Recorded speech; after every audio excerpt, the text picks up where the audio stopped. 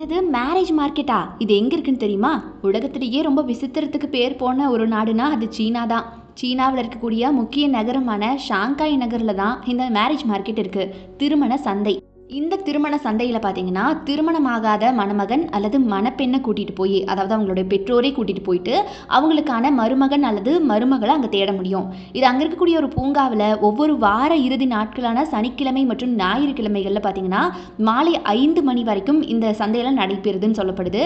இந்த திருமண சந்தையுடைய முக்கியமான இலக்கு என்ன அப்படின்னு பார்த்தீங்கன்னா, திருமணமாகாத மகன் மற்றும் மகள் வச்சிருக்கக்கூடிய பெற்றோர்களுக்கு இது ஏத்த வகையில் இருக்குன்னு சொல்றாங்க.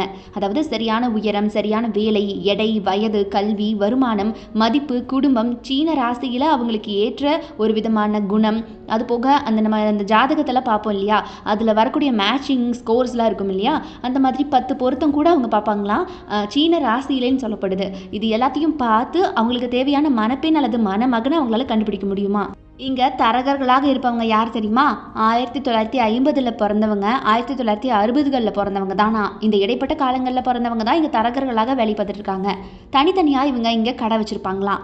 அந்த சந்தையில அந்த கடைக்கு வரக்கூடிய பெற்றோர்கள் என்ன பண்ணுவாங்கன்னா, தங்களுடைய விவரம், அது போக மணமகன் மற்றும் மணமகளுடைய தேவைலாம் இருக்கும் இல்லையா? இப்படிலாம் இருக்கணும் அவங்க அப்படின்னு, அது எல்லாத்தையும் ஒரு காகிதத்துல எழுதி குறிப்பிட்டு, அங்க இருக்கக்கூடிய ஒரு இடத்துல தொங்க விட்டுருவாங்களாம். அதுக்கப்புறமா அத பார்க்கக்கூடிய மத்தவங்க, அவங்களுக்கு ஏத்தவாறு மணமகன் அல்லது மணமகள் கிடைச்சா, உடனடியா அவங்கள தொடர்பு கொண்டு திருமணத்த பேச ஆரம்பிப்பாங்களாம்.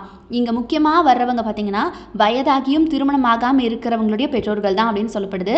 அண்ட் இங்க விளம்பரம் செய்யறதுக்கு பார்த்தீங்கன்னா, $3.20 செலவாகுதாம். இங்க முழுசா எல்லா தகவல்களும் பெற $16 செலவாகுது அப்படின்னு சொல்லப்படுது.